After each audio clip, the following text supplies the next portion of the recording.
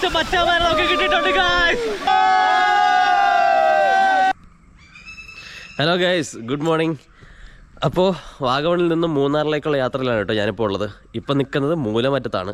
അപ്പോൾ ഇന്നാൾ നൈറ്റ് ഇവിടെ വന്ന് ടെൻ്റ് അടിക്കുകയായിരുന്നു കേട്ടോ. ഇപ്പോൾ മൂലമറ്റത്ത് കാണിച്ചു തരാം, സെൻറ്റ് ജോസഫ് കോളേജ് ഉണ്ട്.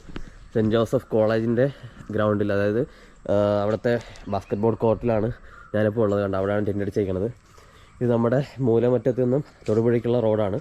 നേരെ അങ്ങോട്ട് പോയാൽ തൊടുപുഴ. ഞാൻ ഈ വരുന്ന വഴിക്കാണെങ്കിൽ കോളേജ് ഉണ്ട്. ഇവിടെ ലൈറ്റൊക്കെ ഇട്ട് നല്ല അലങ്കരിച്ചിരിക്കുകയായിരുന്നു. അപ്പോൾ അങ്ങനെ ഇവിടെ വന്ന് പെർമിഷനൊക്കെ ചോദിച്ചുകൂടെ ടെൻ്റ് അടിച്ചുകൊണ്ടില്ലേ. അപ്പോൾ എൻ്റെ പരിപാടി വേണമെന്നില്ല, വാഗമണിൽ നിന്നും ഞാൻ നേരെ മൂന്നാറിലേക്കുള്ള യാത്രയിലാണ്. അപ്പോൾ നേരെ ഡയറക്റ്റ് നമുക്ക് അവിടെ പോകാൻ പറ്റില്ല വൈകുന്നേരം. അപ്പോൾ എവിടെയെങ്കിലും അടുത്ത് എന്തായാലും സ്റ്റേ അടിക്കണം. അപ്പോൾ അങ്ങനെ ഒന്ന് സേഫ് ആയിട്ടുള്ള സ്പോട്ട് കിട്ടി, അങ്ങനെ ഇവിടെ സ്റ്റേ അടിച്ചു. അപ്പോൾ ഇനി നേരെ ഇവിടെ നിന്നും ഞാനിന്ന് തൊടുപുഴയ്ക്ക് ആനയടിക്കുത്ത് വെള്ളച്ചാട്ടമുണ്ട്. അപ്പോൾ അവിടേക്കാണ് പോകാൻ പോണത്. അവിടെ പോയി ഇന്നത്തെ കുളി എന്തായാലും അവിടെ നിന്നാണ്. അതിനുശേഷം നേരെ ഇന്ന് മൂന്നാറിലേക്കാണ് പോകാൻ വേണ്ടി പോണത്. കണ്ടില്ലേ, നല്ലൊരു അറ്റ്മോസ്ഫിയറാണ്. നമ്മുടെ നാട്ടിലെ പോലെ തന്നെ അധികം തണുപ്പൊന്നുമില്ല, നല്ല ചൂടൊക്കെ തന്നെയാണ്. രാത്രി ഞാൻ ഇവിടെയാണ് ടെൻ്റ് അടിക്കാൻ വേണ്ടി വെച്ചിരുന്നത്. ഇവിടെയാണ് ടെൻ്റ് അടിച്ചത്. പിന്നെ അവിടെ ചൂടായതുകൊണ്ട്, കോൺക്രീറ്റ് ആയതുകൊണ്ട് ഇങ്ങോട്ടേക്ക് മാറ്റി ടെൻ്റ് അടിച്ചു. ഇവിടെ നല്ല ഇൻ്റർലോക്കും കാര്യങ്ങളൊക്കെ ആയതുകൊണ്ട് അത്യാവശ്യം തണുപ്പുണ്ടായിരുന്നു. പിന്നെ കുഴപ്പമില്ല. കണ്ട, ഇതാണ് നമ്മുടെ ടെൻ്റ്. 2 പേർക്ക് അഡ്ജസ്റ്റ് ചെയ്ത് കിടക്കാം, ഒരാൾക്ക് നല്ല വിശാലമായിട്ട് തന്നെ കിടക്കാം. ബാഗും കാര്യങ്ങളൊക്കെ ഉള്ളതുകൊണ്ട് കണ്ടില്ലേ, എല്ലാം ഇതിനകത്ത് വെച്ചിട്ടുണ്ട്. ഇനി ടെൻ്റൊക്കെ മടക്കി എടുത്ത് ഉടനെ തന്നെ പോകണം. ഇവിടെ വന്നതാ, ഇവിടെ ടോയ്ലറ്റൊക്കെ അടുത്ത് തന്നെ ഉണ്ട്. അപ്പോൾ പല്ലൊക്കെ തേച്ചു, മുഖം കഴുകി, അങ്ങനെ ഇതാ രാവിലെ എഴുന്നേറ്റ് ഇപ്പോൾ 7 മണി കഴിഞ്ഞിട്ടേ ഉള്ളൂ. ഇപ്പോൾ ഒരു 8 മണിക്കുള്ളിൽ ഞാൻ ഇവിടുത്തെ കാര്യങ്ങളൊക്കെ സെറ്റാക്കിയിട്ട് ഇറങ്ങും. ഓക്കെ, അപ്പോൾ എന്തായാലും നേരെ നമുക്ക് ഇന്നത്തെ ദിവസം മൂന്നാറിലേക്ക് പോകാം.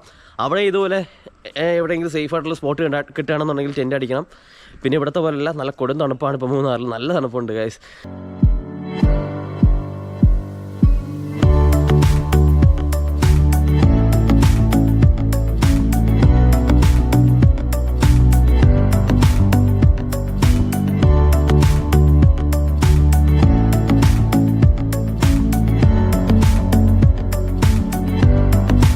ഫ്രണ്ട്സ്, അപ്പോൾ മൂലമറ്റത്ത് നിന്ന് ഞാൻ എന്തായാലും യാത്ര തിരിക്കാൻ വേണ്ടി പോവാണ്. കണ്ടില്ല, ഇതാണ് ഇവിടുത്തെ ചേട്ടൻ, മനോജ് ചേട്ടൻ. ഹായ് പറയട്ടോ. മനോജ് ചേട്ടൻ വെസ്റ്റ് ബംഗാളുകാരനാണ്. ഇവിടെ 12 വർഷം കൊണ്ട് ഇവിടെ കേരളത്തിൽ ഇവിടെ ജോലി ചെയ്യുന്നുണ്ട്. അപ്പോൾ പുള്ളിക്കാരനാണ് കേട്ടോ എന്നെ ഹെൽപ്പ് ചെയ്ത് ഇവിടെ ടെൻ്റ് അടിക്കാനും കാര്യങ്ങളൊക്കെ ആയിട്ട് പെർമിഷനൊക്കെ വാങ്ങിച്ചു തരാനായിട്ട്.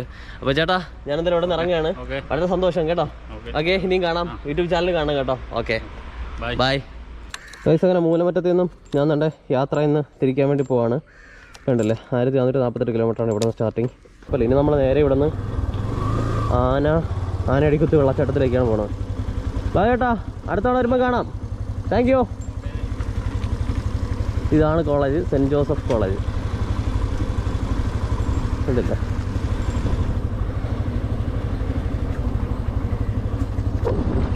ബൈ.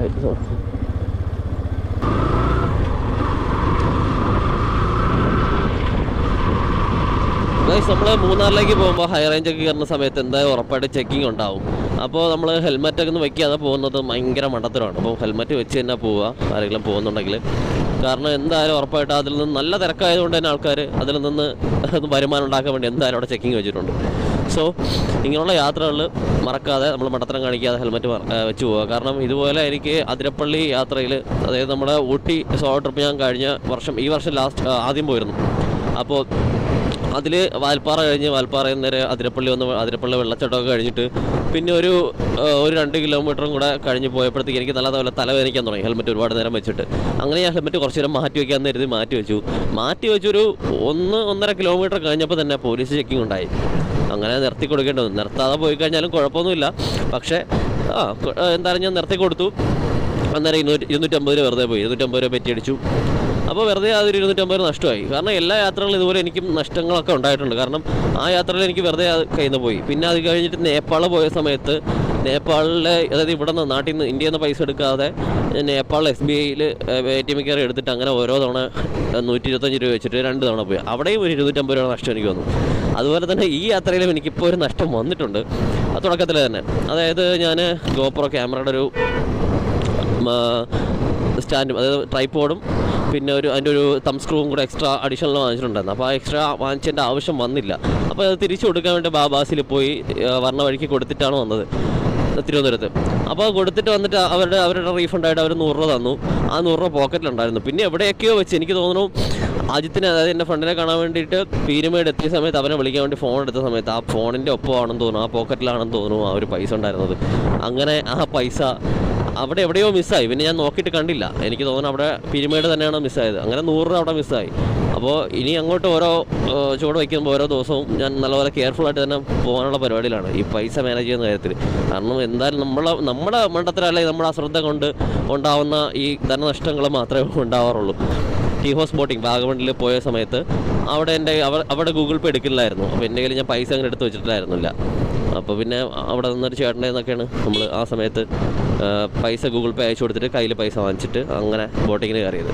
സത്യം പറഞ്ഞാൽ അവിടെ ക്യാമറ അലൗഡ് അല്ലാത്തതുകൊണ്ടും പിന്നെ ഈ മറ്റേ കയാക്കിങ് ഇന്നലെ വൈകിട്ട് ചെയ്തല്ലോ, അപ്പോൾ അത് ഭയങ്കര ടാസ്ക്കാണ് ഗൈസ്, ഒറ്റയ്ക്ക് ഒക്കെ കയാക്ക് ചെയ്യാൻ വേണ്ടിയിട്ട്. പിന്നെ അതുകൊണ്ടാണ് ഒരുപാട് വിഷ്വൽസ് ഒന്നും കയാക്ക് ചെയ്യുന്ന സമയത്ത് എടുക്കാൻ പറ്റാത്തത്. പിന്നെ സമയം കഴിയുന്തോറും ലൈറ്റ് പോയിക്കൊണ്ടിരിക്കുകയാണ്. പിന്നെ അടുത്ത ആൾക്കാരെ വെയിറ്റിംഗ് ആണ് കയാക്കിന്.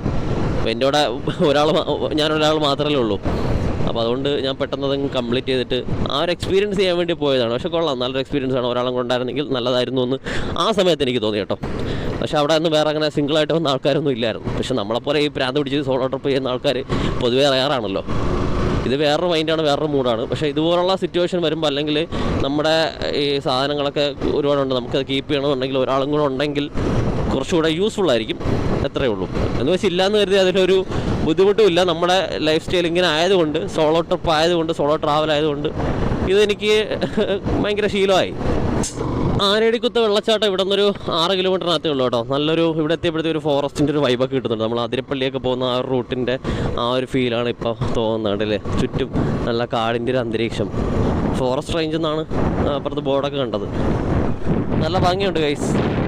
അപ്പോൾ ഇന്നത്തെ ദിവസം നേരെ ഇവിടുത്തെ കാഴ്ചകളും കണ്ട് ഇവിടുത്തെ വെള്ളച്ചാട്ടത്തിൽ കയറി കുളിയൊക്കെ പാസ്സാക്കിയിട്ട് നേരെ എനിക്ക് മൂന്നാർ വരെ പോകണം. മൂന്നാറിൽ നിന്ന് പറ്റുമെങ്കിൽ ഇന്ന് തന്നെ മറയൂരെത്തണം. ഇതാണ് കേട്ടോ തൊമ്മൻകുത്ത് വാട്ടർഫോൾസിൻ്റെ എൻട്രൻസ്. ഇവിടെ എന്തായാലും ടിക്കറ്റ് കൗണ്ടർ കാര്യങ്ങളൊക്കെ ഉണ്ട്. എൻട്രൻസ് ഫ്രീ അല്ലാന്ന് തോന്നുന്നുണ്ട്. പിന്നെ ആനയടിക്കുത്ത് എന്ന് പറയുന്നത് അവിടെ നിന്ന് 1 കിലോമീറ്റർ മാറി അപ്പുറത്താണ്. അപ്പോൾ അവിടെ എൻട്രൻസ് ഒക്കെ ഫ്രീ ആണ്. കണ്ടില്ലേ, ഇത് വാട്ടർഫോൾസിൻ്റെ താഴത്തെ പോർഷനാണ്. നമുക്ക് മേളിലേക്ക് കയറണം. ഇതാണ് കേട്ടോ എൻട്രൻസ്. ടിക്കറ്റ് കൗണ്ടർ, ടിക്കറ്റ് എടുക്കുന്ന കാര്യങ്ങളൊക്കെ ഇവിടെ തന്നെയാണ്. ഇപ്പോൾ തൊമ്മൻകുത്ത് വെള്ളച്ചാട്ടത്തിൻ്റെ മേലേക്കുള്ള വഴിയിലേക്ക് നടന്നുകൊണ്ടിരിക്കുകയാണ് കേട്ടോ. കണ്ടില്ലേ, ഇതൊരു കാട്ടുവഴിയാണ് കേട്ടോ. അതുകൊണ്ട് ഇങ്ങനെയുള്ളൊരു വഴി കൂടെ കേട്ടോ പൊയ്ക്കൊണ്ടിരിക്കുന്നത്. ഫുള്ള് കല്ലൊക്കെ ആയിട്ട്. ഞാൻ ആദ്യം ചപ്പലിട്ടിട്ടാണ് വന്നത്, പിന്നെ ഷൂ എടുത്ത് മാറ്റിയിട്ടു. ഇനി എന്തായാലും അപ്പുറത്ത് ആനയടിക്കുത്ത് വെള്ളച്ചാട്ടത്തിൽ ഇറങ്ങിയിട്ട് വേണം കുളിക്കാനായിട്ട്. അപ്പോൾ അതിന് മുമ്പ് ഇവിടുത്തെ കാഴ്ചകളൊക്കെ ഒന്ന് കാണണം. ചുറ്റും മരങ്ങളൊക്കെ ഉള്ളതുകൊണ്ടേ ഒട്ടും വെയിലും ഒന്നും അറിയില്ല. നല്ല തണലുണ്ട്, നല്ല തണുപ്പുണ്ട് ഇവിടെ. അങ്ങനത്തെ ഒരു തണുപ്പുണ്ട്. അല്ലാതെ ഫുള്ള് നല്ല വെയിൽ തന്നെയാണ് പുറത്തിറങ്ങി കഴിഞ്ഞാൽ. കണ്ടില്ലേ, പോകുന്ന വഴിയൊക്കെ ഇതുപോലുള്ള കാട്ടുവഴി പോലത്തെ പാറക്കല്ലുകളൊക്കെ ഉള്ള വഴിയാണ്. നല്ല രസമാണ്.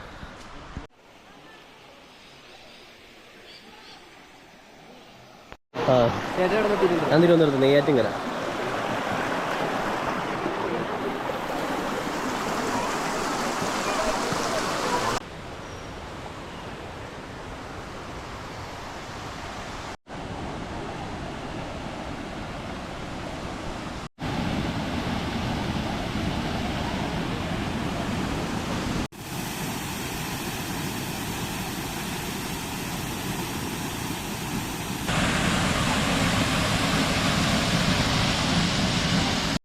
ഞാനിതാ ഇങ്ങനെ നടന്നുകൊണ്ടിരിക്കുകയാണ് കേട്ടോ. നടക്കാൻ കുറച്ചുണ്ട് കേട്ടോ കേസ്.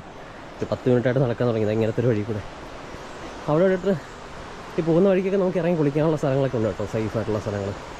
അങ്ങനെ വന്ന് നമ്മളിതാ തൊമ്മൻകുത്തിൻ്റെ ഏറ്റവും ടോപ്പിലെത്തിയിട്ടുണ്ട് കേസ്.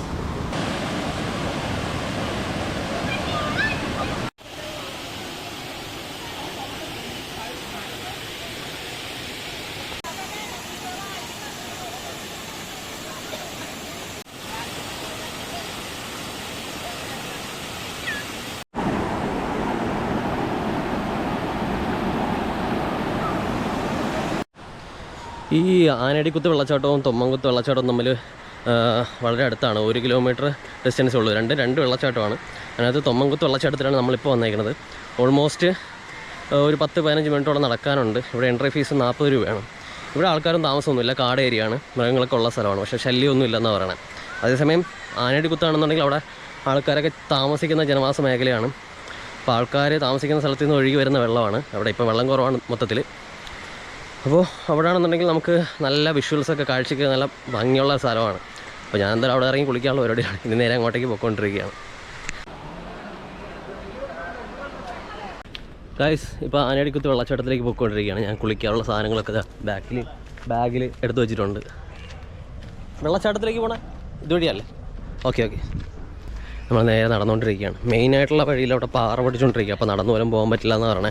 അതുകൊണ്ട് വേറെ വീടിൻ്റെ ഇടയിൽ കൂടെ പോയിക്കൊണ്ടിരിക്കുന്നത് ഇതാണെന്ന് തോന്നുന്നുണ്ട്, ഇങ്ങോട്ടാണെന്ന് തോന്നുന്നുണ്ട്. ഇതാ വെള്ളച്ചാട്ടം, ഇതിലേ വഴി എന്നൊക്കെ എഴുതി വെച്ചിട്ടുണ്ട്. ഇതിലെ ഇടവഴി കൂടെയൊക്കെ നടന്നു പോകാം. ഇവിടെയൊക്കെ ആൾക്കാർ താമസിക്കുന്ന സ്ഥലമാണ് കേട്ടോ. ഇവിടെ ബാക്ക്ഗ്രൗണ്ടിൽ പാറ പൊട്ടിക്കുന്നതിൻ്റെ സൗണ്ടൊക്കെ നല്ല രീതിയിൽ കേൾക്കുന്നുണ്ട്. അപ്പോൾ ഞാൻ കണ്ടില്ലേ ഇതുപോലെ ഒരു റബ്ബർ തോട്ടത്തിൻ്റെ ഇടയിൽ കൂടെ ഇടയ്ക്ക് വീടിൻ്റെ സൈഡിൽ കൂടെയൊക്കെ നടക്കുന്നത്. അവിടെ നിന്ന് ഒരു വഴിയാണ് കേട്ടോ, അത് വഴിയാണ്. ഞാനിവിടെ നിന്നാണ് വന്നത്. വെള്ളച്ചാട്ടത്തിലേക്ക് കയറുന്ന വഴിയാണിത്. അപ്പോൾ എന്തായാലും ഒരു കയറ്റമുണ്ട്, കുറച്ച് ടാസ്ക്കാണ്.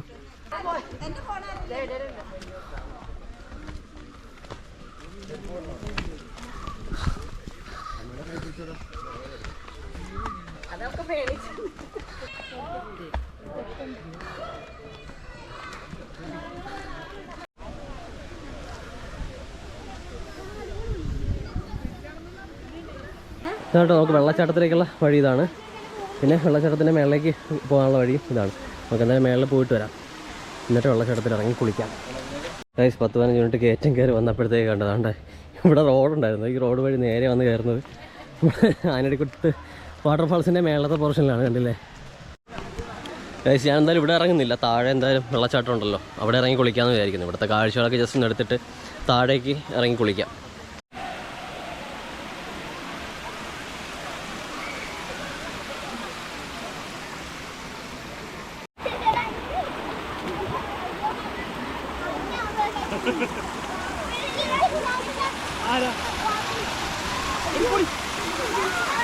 നമ്മൾ വീഡിയോസിനകത്തൊക്കെ കാണുന്നുണ്ട്, കാരണം ആൾക്കാർ ഇവിടെ നിന്ന് നീന്തി താഴോട്ട് ഇറങ്ങി, ഇവിടെ നിന്ന് നീന്തി അപ്പുറത്തേക്ക് ഇറങ്ങുന്ന കാഴ്ചകളൊക്കെ. ആ ഒരു സ്പോട്ടാണ് കേട്ടോ. എല്ലായിടത്തും ഓരോ ചെറിയ ചെറിയ കുളങ്ങളുണ്ട്, അതുകൊണ്ട് എവിടെ വേണം ഇറങ്ങി കുളിക്കുക. ഇപ്പോൾ ഫാമിലി ആയിട്ട് വരുന്നവർക്കൊക്കെ ഓരോന്നിനകത്തൊക്കെ ഇറങ്ങിയൊക്കെ കുളിക്കുന്നത്. ഇവിടെ കണ്ടില്ലേ, ഇവിടെ സ്ഥലമുണ്ട്, ഇവിടെ ഫുള്ള് സ്ഥലങ്ങളുണ്ട് ഉണ്ടല്ലേ.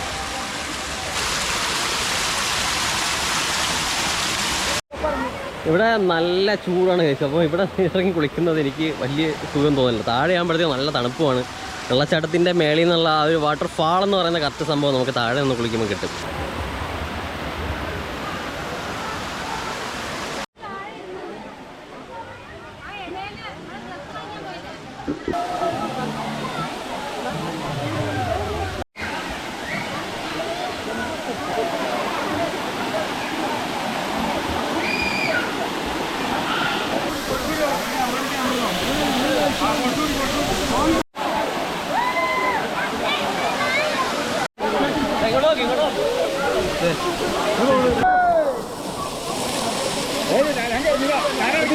കാണിക്കോ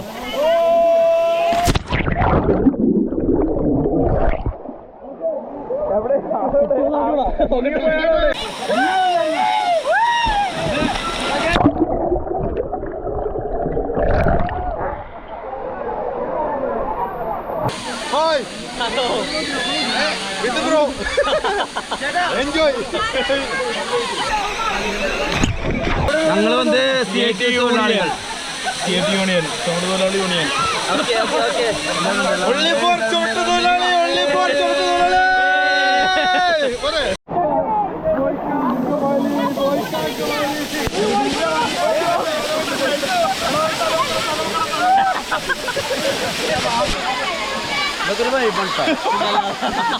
ജീവിതത്തിൽ വീഡിയോ ഇടുന്ന സംഭവങ്ങളാണ്. എല്ലാം എപ്പോഴും കിട്ടില്ല, ഫോണിൽ നമുക്ക് എടുക്കാൻ പറ്റില്ല.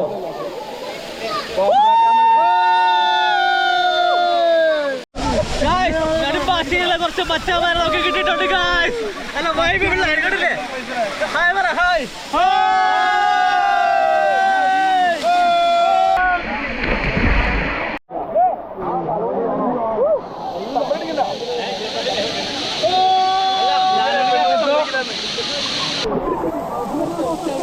Thank you.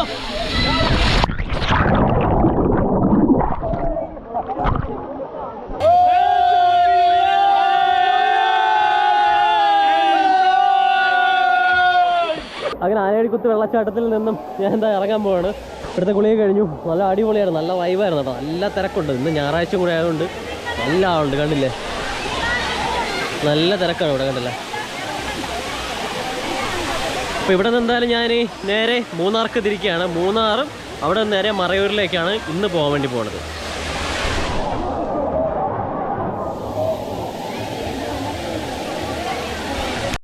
ആനയടിക്കുത്ത് വെള്ളച്ചാട്ടം കൊള്ളാം. നല്ല സേഫായിട്ട് ഫാമിലിയൊക്കെ ആയിട്ട് വന്ന് കുളിക്കാൻ പറ്റുന്ന നല്ല കാമായിട്ടുള്ള സ്ഥലം. നല്ല എന്താണ്, വെയിലൊന്നും ഇല്ലാതെ നല്ല തണലൊക്കെ ആയിട്ടുള്ള നല്ലൊരു സ്പോട്ട്. വെള്ളം ഇപ്പോൾ കുറവാണ്. വെള്ളം ഉള്ളപ്പോഴാണെങ്കിൽ അടിപൊളി ആയാനെ. 12 മണിക്ക് ഇവിടെ നിന്ന് തിരിക്കണമെന്ന് വിചാരിച്ചെന്നാ ഉച്ചയ്ക്ക്. ഇപ്പോൾ 12:55 ഗൈസ്. ഇന്നത്തെ യാത്ര ഞാൻ എന്തായാലും ഇവിടെ വെച്ച് നിർത്തുന്നില്ല. പക്ഷേ ഇന്നത്തെ വീഡിയോ ഞാൻ എന്തായാലും ഇവിടെ വെച്ച് നിർത്തുകയാണ്. ഇനി നേരെ മൂന്നാറിലെ കാഴ്ചകളും മൂന്നാറിലേക്കുള്ള വിശേഷങ്ങളായിട്ട് അടുത്ത വീഡിയോയിൽ കാണാം.